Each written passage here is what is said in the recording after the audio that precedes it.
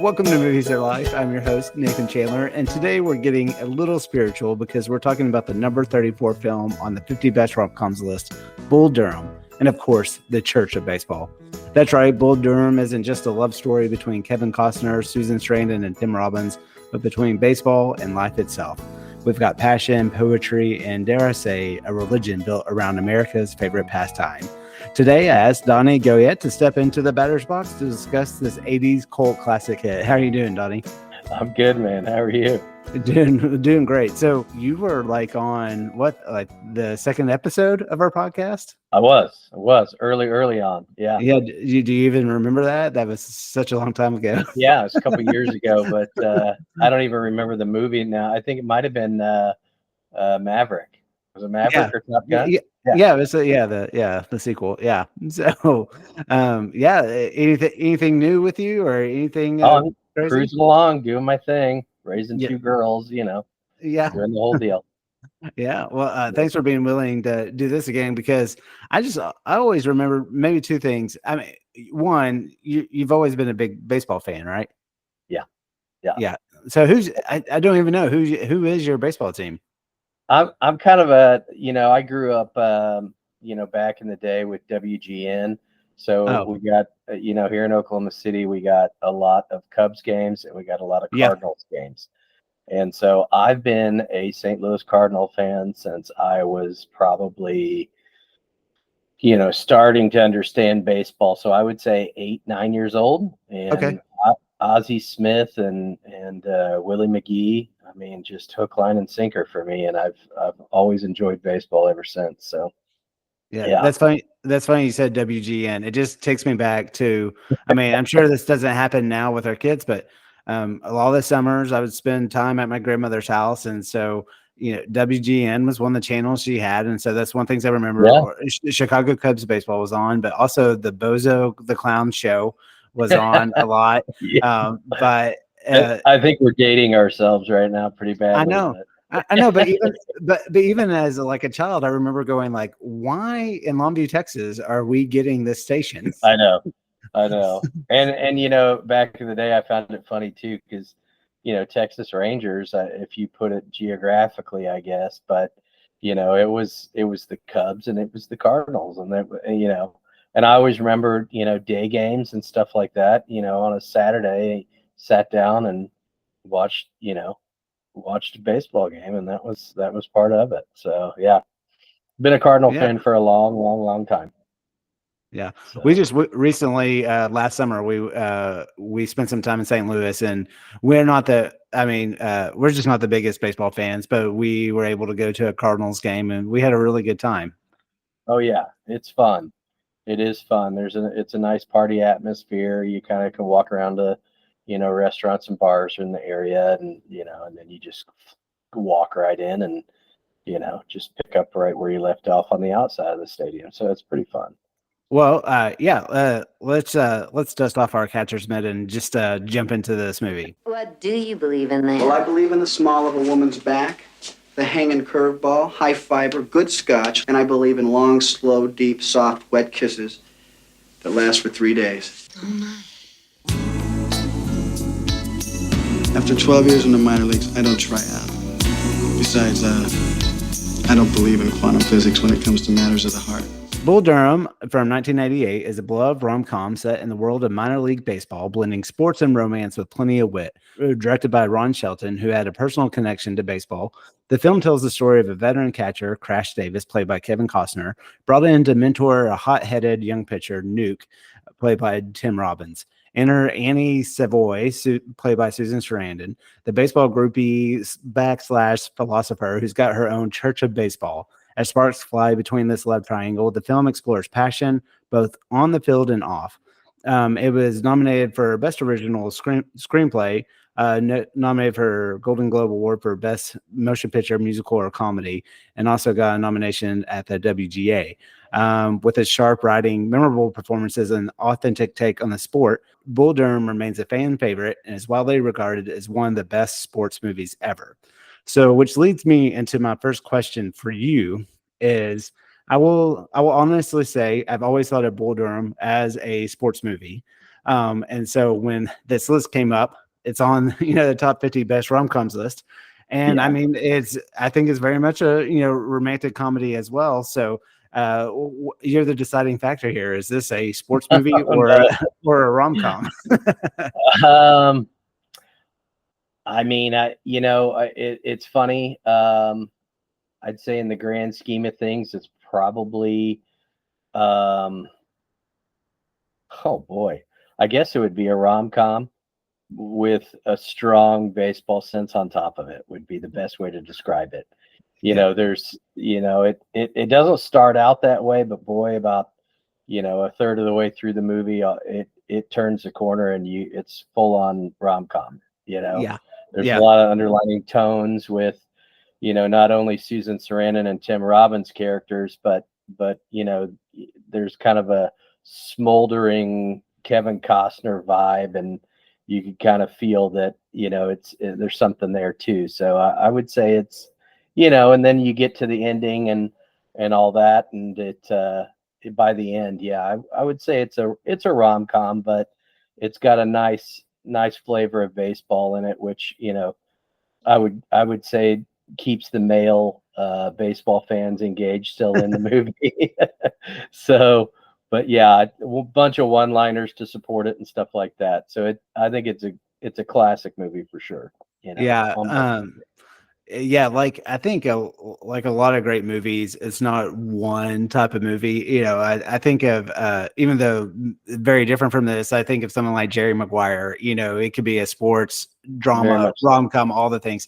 And so I mean, I definitely think that's the appeal of this, because any person I've known who's like a pure baseball person and who played baseball, I mean, this is one of their like top movies on their like personal all-time best. But like definitely watching it this time, I mean that romance part, I mean, it's a very this is kind of weird to say to you, I guess, but I mean, it's a very like steamy movie. Like even I was like some of the scenes in it, I was like, oh yeah, okay. Yeah. Yeah, I mean, for the time, I mean, was it mid-90s or so that it came out? 98, I think, is what you said.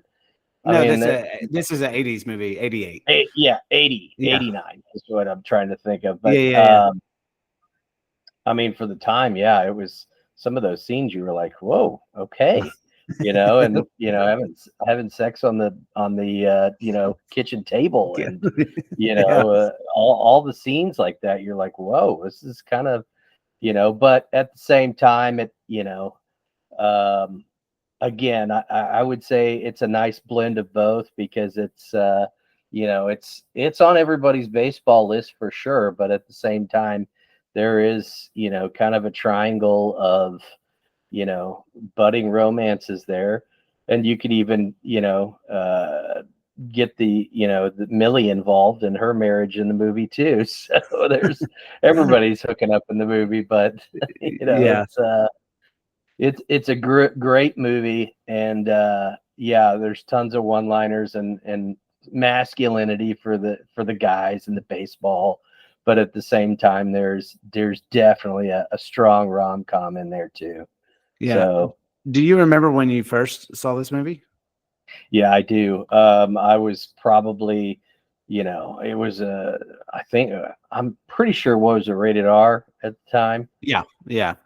So I saw it way before I should have, but I think it's one of those ones where I just kind of stumbled onto it, and I definitely didn't watch it with mom and dad, that's for sure. But I'd say probably about 10, 11, 12, right in there, I saw it, and I absolutely loved it, because for me that was like cutting edge, and the language and baseball references, and for a soon to be teenage boy, some of those scenes you're just like, ooh. So good movie, loved it. It's definitely a staple in the baseball movie world for sure. Major League, and all those movies, The Natural, it's right up there with all those, and fantastic movie. Yeah, and I think obviously, it's a comedy, so it inflates some things, but I think I've always jokingly said I didn't play, I didn't play a lot of baseball, but I've had good baseball friends, and especially when I went to college, I knew a couple of the baseball players, and I was like, these guys are crazy. Like Yeah. there's something always a little, and I hope I don't offend pure baseball players here, but there's always something a little off. I don't know why. I mean, yeah, you're in your own little world, and I mean, if you're damn good at baseball, you start traveling with teams and get into competitive baseball and stuff like that, and hopefully, if you're good enough, single, triple, and A teams and stuff like that, double A teams too. But I mean, you're off in your own little world. Sometimes you're traveling on it, just like in the movie.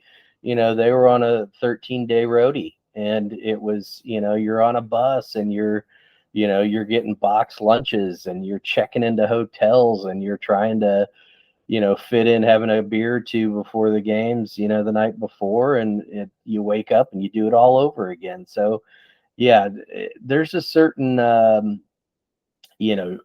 different, quote unquote, when it comes to being a baseball player. It's, you're doing your own thing, and it's widely regarded in sports too, with being, you have your little nuances, and you're, on certain things that you do, you wear the same socks, or until you lose, or you do, have the same meal, or whatever the case may be. Yeah. I mean, superstition is huge in baseball and always has been. And I mean, baseball players are a little different, but that's what makes them cool. So.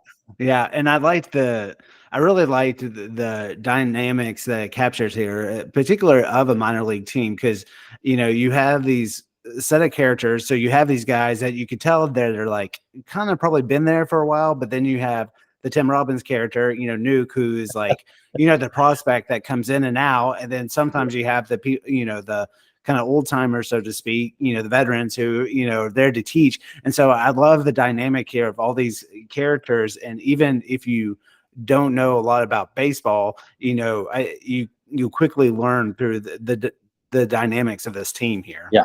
Yeah. Nuke LaLoosh, I mean, Tim Robbins, that put him on the map. This movie did. And actually met Susan Sarandon in real, through this movie. They ended up getting married and whatever, being together for 20 years. Yeah. But without, you ask me, I mean, Kevin Costner, it wasn't the star of the movie. He was the supporting actor. I would say that Tim Robbins was the star of the movie. He carried the movie with, all of his hijinks and everything else, from breathing through his eyelids to wearing garter belts. I mean, it was, it's hysterical, breathing through his left eyelid and all. I mean, it was just great. Okay. I feel like he carried the movie. So I want you to put your sports hat on here a little bit. A little thing about the movie, though, it was like, and they do a lot of explaining to Nuke because when he's really good, he's really good. When he's off, he's like really off. Yeah. Do you think his wild pitches wouldn't he just be way too erratic to actually be considered for the big leagues? Yeah, I mean, in normal baseball, if you're throwing and you're throwing up to where the broadcaster is, for God's sakes, and almost taking out the broadcaster, they would probably, you wouldn't be in AAA. You would be back down lowest form. I mean, yeah, granted, he could throw 95 miles an hour, but they even said throughout the movie that, yeah, he didn't have a changeup. He didn't have a curveball, so he was starting from ground area one down on the bottom, and 95 mile an hour fastball, yeah, it only goes so far. So yeah. I mean, I love the three main characters here. I mean, I think they're all really, really good. I think I haven't been to a whole lot of minor league games here in Oklahoma City. They're now called the Oklahoma City Baseball Club. They're part of the LA Dodgers. But, I do like her character because anytime I have gone to a minor league game, and not even just in Oklahoma City, you see those fans that, like, you can tell come to these games all the time. And it's just like, I feel like I'm always like, why did this person latch on to this team?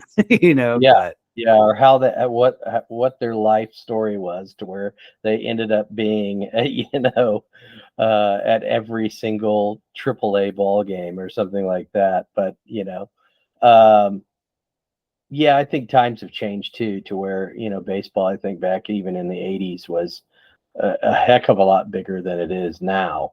I mean, Mhm. baseball's still huge, but they've kind of gone global. But I would say back in the '80s, there was something about baseball. It was the number one sport. Whereas I think Mhm. the NFL has taken things over now. But yeah, baseball was still pure back then, and I think there was a lot of people that you know that who are now in their 70s or 80s that are more purists than anything else. And they did go to every game, whether it be a AAA game or a professional baseball game, or they're there every time. I think what baseball has, side note is what baseball's having a hard time with is connecting to the kids Yeah. today. And if you notice, a lot of baseball fans are in their 30s, 40s, and on up, and connecting with kids is really what baseball's trying to do now. So I think back when this movie was made, yeah, you had a lot more purists who would go to the Susan Sarandons of the movie, would be at every single game, and then walk on home to these small little towns. And you know it was a different time. So Yeah, I think Major League Baseball, I think they're missing something that's right in front of their face, which is this movie. So if they just put this movie in front of like young kids' faces, like a young Donnie, you probably get a lot more interest. yeah, if only I had the talent to become a baseball player. But yeah, I played up until high school, and that was the end of my baseball career. So, but Yeah. yeah, this movie, it has that purity to it. It gives you stuff inside and out from watching the movie that you kind of wouldn't have clicked with, and at the same time, it's definitely a rom-com. So Yeah, yeah, and I mean Costner. I mean I mean he's still one of the I would say great Hollywood stars that we have, but he especially at this time. I mean, this movie was '88. I yeah. think Field of Dreams was probably '89. I mean, he's really starting to hit his stride here, and then Oh, he had a run. He had a run for sure. Wow. yeah, and then Susan Sarandon, which honestly, like I've never disliked her. She's also never been a super favorite of mine for like whatever reason, but I love her character here because she's really as a female character in this very male dominated sport is kind of the one that for lack of better terms holds all the balls.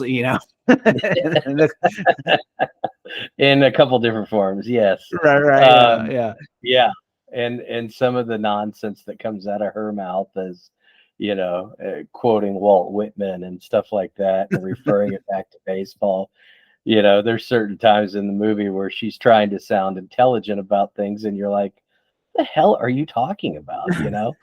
But that's part of making this movie is, and the craziness that she chooses one guy to sleep with for the entire season, and that's how she bases her year. There's just something a little off about that too. But yeah, it's great. And she knows, in the movie she was pointing out, everything from you're not turning your hips enough to to pitching and helping Nuke LaLoosh out with certain pitches and stuff like that too. So she was pretty knowledgeable. So Yeah, I like that scene just from even a camera movement perspective of when we follow her note to the dugout and back. She gets that little errand boy. But are there? I mean, I think this movie has so many great scenes. Do you have any particular scenes that you really are drawn to? yeah, I mean, my favorite is when all the players come to the mound, and he's Yes, great one. Excuse me, what the hell's going on out here? Well, Nook's scared because his eyelids are jammed and his old man's here. We need a was it a live rooster? We need a live rooster to take the curse off Jose's glove, and nobody seems to know what to get Millie or Jimmy for their wedding present. Is that about right? and they're all talking about he's got to curse on his glove, and what should we get Bobby and Millie for their wedding registry, and all the things that are going on, different conversations that are going on in that scene.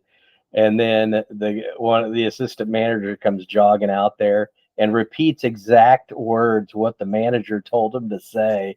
What the hell's going on out there? And he charges out there and goes, what the hell's going on out here? And then goes into full on, candlesticks are a good option. And, live chicken. That's my favorite scene, just because it's so well written, and there's about 14 different things going on all at the same time, and none of them get resolved, and they just chalk it up to, okay, let's go back to playing baseball. So great scene. Great scene. Great scene. Also because it plays into so many dynamics of both the plot, but the characters as well. But I think anybody that's gone to a baseball game has seen, people coming to the pitcher's mound to talk, and sitting there as a spectator. What are they talking about for so long? Yeah, and so I thought the whole bar scene and the fight that leads out to the alleyway is great. And then it's famous ball, and and then we can't repeat all the words here, but like Costner's monologue when both Crash and Nuke show up at Annie's house, and just his what would you say, like his philosophy of life? His little speech about the small of a woman's back, a hanging curveball, good scotch, and we'll leave it at that, because there's other things that we can't talk about we could, but we can't. So, but that was a great scene too. And I've over the years, I've had so many buddies of mine that just we're sitting there and we'll end up talking about baseball, and one of them will go off and word for word recite that monologue to me. It's lasted over the years for sure. But and I also made note of the scene between Annie and Crash just at the batting cages, where she's kind of giving him pointers and stuff. That's a great little dynamic, and this movie does a great job. I mean, obviously it's wanting you to lean towards Crash and Annie, but just that dynamic of like, they're between this woman, but then Crash is having to mentor Nuke as well, and they form their own a relationship as well, like between Crash and Nuke. It's not quite a father son, but it's almost like Crash is trying to almost like accomplish something that he wasn't ever able to do himself, I guess. I wouldn't say it's not, though. I mean, it kind of is a father son towards the end, where he ends up punching him in the pool hall when he's drunk, and obviously Crash is distraught because he's made it, and it's just kind of like one of those things where and then the next scene is when he's cleaning out his locker and he's leaving for the majors, and Crash comes in, and they kind of it is very much a father son as well as a pitcher catcher. They're all woven into one, I would say. So it's a relationship as well. It's a pitcher catcher relationship. It's a father son relationship. I'd say it's all of those wrapped into one. So it's well done in that sense. Movie Musings. Oh, what position did you play in baseball? Actually, I played third base. But I was I'm a lefty, so I played third base. And then as I got older, I quit playing baseball and then got into old man, softball leagues, and just couldn't get it over to first base as quite as well as I used to. So I switched to first base since I was left-handed, and I just ended up there. So, but I was fast and I could hit the ball, and all the things. So I was the third baseman. I never understood. Well, this is a bad. I wouldn't say I've never understood, but both the position of pitcher and catcher, to me, when I say a catcher, I'm always, maybe this is me being old, but I'm just like, oh, your knees just have to be shot after that. And then from a pitcher side, your arm, like, it's just both those positions. I mean, I guess I revere is too strong of a word, but I respect liking the sport because I feel like it just takes almost a different mental level to decide to want to do that. Yeah, I mean, my wife's best friend, her brother-in-law played for the Dodgers, and he was actually the catcher for what's his name? Crenshaw. Was it Crenshaw? Oh yeah. Anyway, yeah, and he was actually a journeyman catcher, and he was in kind of like a Crash Davis story. He was in the AAA affiliate for years, probably 10 to 12 years. And he just there an injury happened to the catcher. He got called up and he started catching for the pitcher, for the star pitcher, and now his name slips me, but he started catching for the star pitcher, and that's how he made his career, because the pitcher loved him catching for him so much that it became kind of a relationship type deal. And he spent the next, I don't know, 8 years in the majors just because he was, that particular star pitcher liked him so much. So it's very much a relationship type deal. And yeah, I mean, it's a guiding thing, because if you like the guy so much, it's just kind of like one of those things where I like his style. I like the way he does things, how he trains me, how he pitches, what he calls. It's very much a relationship. So, yeah. Yeah. Cool. You mentioned this earlier, especially with baseball, but have you ever had a superstition yourself or a quirky pregame ritual? Yeah, I have. I was very much into wearing the same stuff, I thought you were about to say undergarments. women's underwear. Yeah.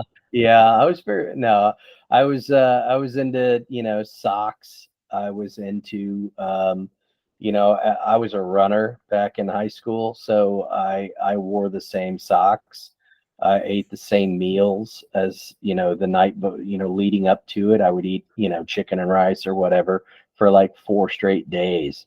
And, leading up to it, because I wanted to be, the best meal for a runner and not, junk out, eat McDonald's or whatever. So yeah, even in any sport you do, there's definitely superstitious tendencies there. So, I mean, but I would say that still to this day, I would say baseball has the most superstitious tendencies out there. I mean, there's stuff that I've heard of with Roger Clemens, the day he pitched, used to put Ben Gay in his jockstrap every day on pitching day. I mean, there's some crazy stuff that I've heard out there. And he had, fellow teammates that would back it up and say, yeah, he would put Ben Gay in his jockstrap, and it just kind of amped him up a little before he went out on the mound and, struck out 13 batters and, whatever the case. It was crazy. So yeah, there's some strange things that you'll hear out there. So yeah. As you were talking, it just made me think. So Hallie's in 8th grade, and sometimes I've heard her talk about just how the boys talk about their sports that they're playing right now, and they're in that zone, so to speak. But yeah, I was tabling this back to school event, and it hadn't quite started yet. And the table next to me were these 3. Yeah, I guess they were high school football players, but they were young. They had to be freshmen or sophomores. And so they were just working this table, and they had their football jerseys on or whatever like that. And because school hadn't started yet, it was actually pretty warm in the cafeteria. They had the AC hadn't kicked on yet because it wasn't officially school season yet, And I just made this comment just because there's nobody in there. I was like, just some banter. And I turned to the guys and I was like, man, it's getting hot in here. And they're like, oh, this is nothing. This is like we've been doing 2 days, and I was like, okay, settle down. Like I get it. You're a tough guy, And he's like, yeah. They won't let us put pads on yet. like, oh, what's up with that? And it's just like, okay, Yeah. yeah, they Yeah. don't want you to die in this Yeah, they don't want degree you to heat. die. That's right. And it's happened quite a bit. So there's a reason Yeah. for it. Yeah, oh yeah, Yeah. for sure. The name that name I was talking about was Clayton Kershaw. Was Yeah, the yeah, pitcher for yeah. the Dodgers. That was great. I could not, for the life of me, like all of a sudden it popped in my head. So Yeah. AJ Ellis was his catcher, who is my wife's Oh, best friend's brother-in-law or something, and he was a journeyman for years and years. And then just because Clayton Kershaw, he liked the way that AJ caught him, he all of a sudden had a major league career for 8 years, 9 years yeah, after that's down crazy. in Triple. He's the Crash Davis of the Dodgers. There you go. Rom-Com Rankings. Well, jumping back into this movie, so Sure.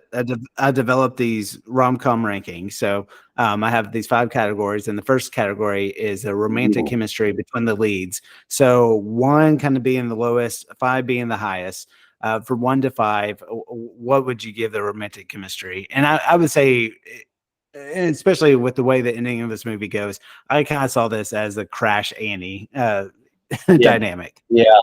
I would say definitely on this, I would say it'd be a 5. I mean, you can kind of tell just from, within the first 25 minutes of the movie, you can kind of tell that there's not 1, but there's 2 love interest type deal. And like I'd mentioned earlier, is, there's that just smoldering,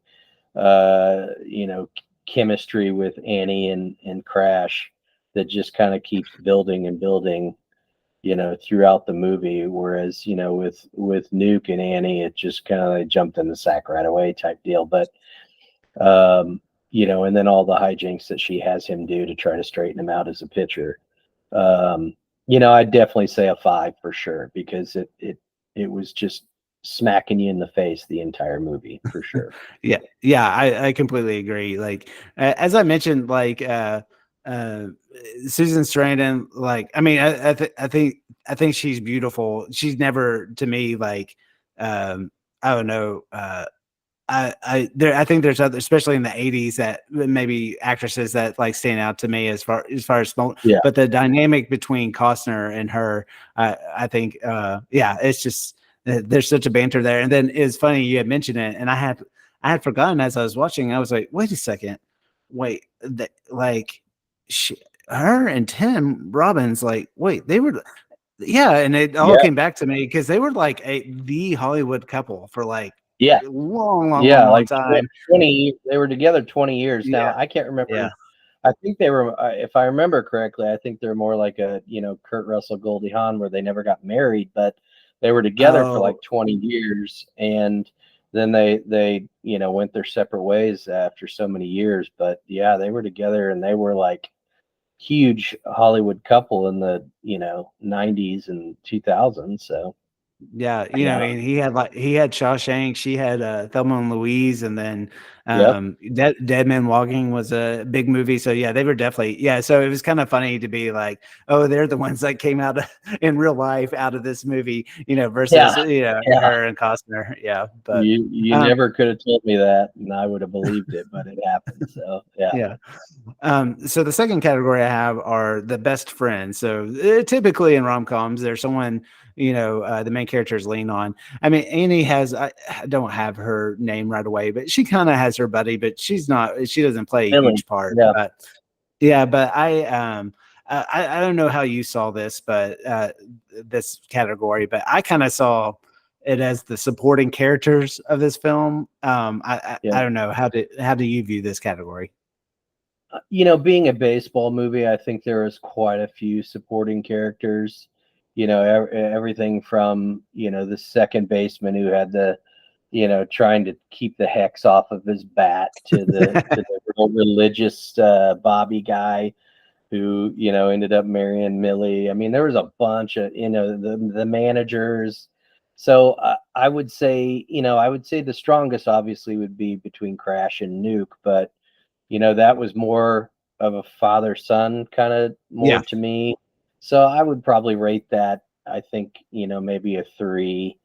Okay. But that's just strictly solely because there was a bunch of different stuff going on with a bunch of different people, and there wasn't one real standout, yeah, supporting character. I mean, Annie had Millie, but Millie wasn't really in the movie a whole lot. She had just little cameos. And then with Crash and Nuke, they had each other, but that was more of a father-son type deal, I would say. Yeah. No, I would probably give it 4 because I do think all the supporting characters, even with the little time they have, they really stand out. And even whoever Millie ends up marrying Jimmy, played by William O'Leary, and Jimmy, always recognize him. He played Tim Allen's brother in Home Improvement. I don't know why. So really, yeah. But I don't remember his character name there. But so I sent you a link to as the soundtrack that somebody kind of compiled together. Did you have a chance to listen through it? Okay, I did listen to some of it. Yeah, I didn't listen to the whole thing, but it's a very, you had your, put me in coach type music and stuff like Centerfield. that. Yeah, which was John Fogerty, which is always a classic for the baseball community. And then you had your very, very 80s, kind of off the cuff, never really got real popular songs, but a lot of saxophone and kind of the 80s music in there. So yeah, it's a different there's a little bit of everything on that soundtrack is the best way to describe it. So not something I'd probably go out and buy right away, but funny to listen to, and not that I didn't enjoy it, but it's just kind of like one of those things where I was like, this is cool, and this I don't think I've ever heard this song outside of the soundtrack, so it's just kind of a random shuffle of music in that soundtrack. So I labeled it as if they were going for the vibe of if you just pictured yourself walking into a random bar in a small town in the 80s, all these songs are probably what we're playing at the time. So they nailed that at the time for sure. Yeah. I gave it a 3. I gave it a 3. It was better than I kind of expected. How would you rank it? You're a big music guy. I'd probably right in there. I'd say probably like a 3. Not knocking your socks off, not something you're going to the store or now streaming and downloading, but it fit the time. So 3 for sure. I'm with you. So this is a little interesting. The chasing or declaration of love, and so I'm interested to hear your take, and I can kind of give you my thoughts because I think my rating is low, but it's not a reflection of the movie. Okay. I would say I'd say a 4 because really you've got both guys kind of chasing Susan right off the bat. And then Kevin kind of takes the high road. And then in the middle of the movie, she comes barging in his door when he's sitting there ironing his pants or whatever. And she tells him that she wants him. So then it goes back and forth, and finally they end up together. So there's quite a bit of chase, I would say, throughout the movie on a couple different angles, not just Nuke and Annie, but Crash and Annie. And then you got Millie and Johnny getting together too. So there was a small little love interest there. But I'd say I'd give it a 4 because I would say there was a lot of chasing and going back and forth throughout the movie with all the characters.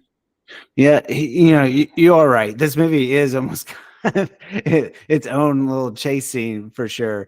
I ranked it a little low as a 2 because I feel like the ending of the movie kind of lost a little momentum for me because Crash and Annie get together in all senses of the word, and and they. But I liked how the movie where he left to basically get this record that only someone like Annie might know exists, right? It's on paper of breaking this minor league home run record, but like then he just kind of comes back, and they just kind of. I did like that okay, you feel like they're going to be together, but I really thought kind of for a movie that has a lot of pent up energy that's kind of like building up the whole time. The last like kind of 10 minutes or so, it kind of was like, it kind of, I felt like it fell flat compared to how great the rest of the movie is. Yeah, you don't know if they're going to end up together, because he basically tells her, "Hey, I hear there's a manager spot opening up this next season out of town," essentially. So he says, "But for right now, I want to hear all your stories. I want to be with you," essentially. But he kind of, leaves the door open to where I'm going to go be a manager. So it's like, well, do they end up together or do they not? So it was one of those deals where you're kind of like, yeah, there's a lot of buildup. They finally get together.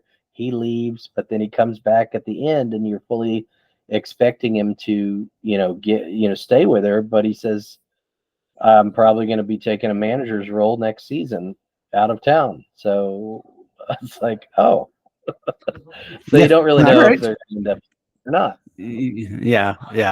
Well, this last category, I bet I can guess what you'd give it, but the rewatchability factor of it.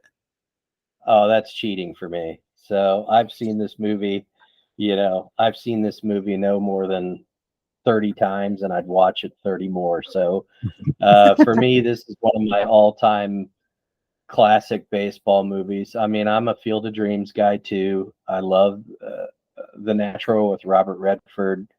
For the love of the game, yet another Kevin Costner baseball movie.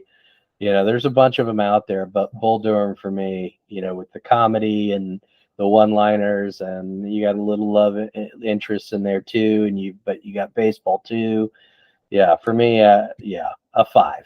I would watch this wholeheartedly in next week. So it's a great movie. I'd give it a 5 as well as far as rewatchability.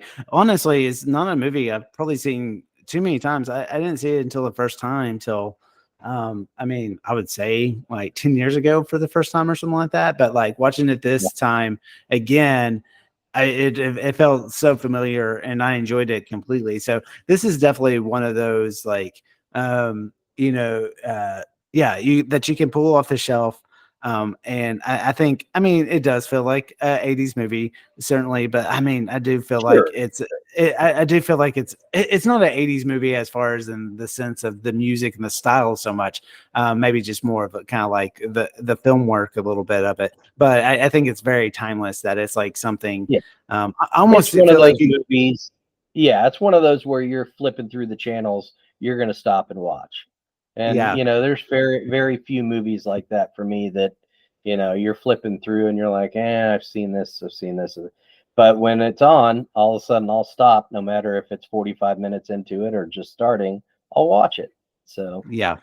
And I guess to put it this way, if you took all the words and the plot, and let's just say it got regenerated for today and they filmed it today, it would completely hold up the same way. I think, maybe the places they stay would be a little bit different, but it completely holds up. Yeah. But it's one of those, I think, it's cliche to say the guys would like it because it's about sports, and the girls would like it because it's about, the romance, but really it's a meddling of all those things. And it's definitely, I think it definitely belongs on this list, and also, belongs on one of the better sports movies list for sure. I appreciate you taking the time to do this. So yeah, absolutely. That was fun. Are the Cardinals even in the mix right now? They need pitching pretty badly, but they're kind of right in the middle of their division. The Brewers are actually, going to win the division, and they're taking off, but at least we're in front of the Cubs, so I can't complain too much. There you go. Well, enjoy the rest of your week, and try not to watch too much WGN. All right, thank you, sir. I appreciate it. Thanks for having me on. Yeah, good to see you. All right, bye. Bye. You too. Bye.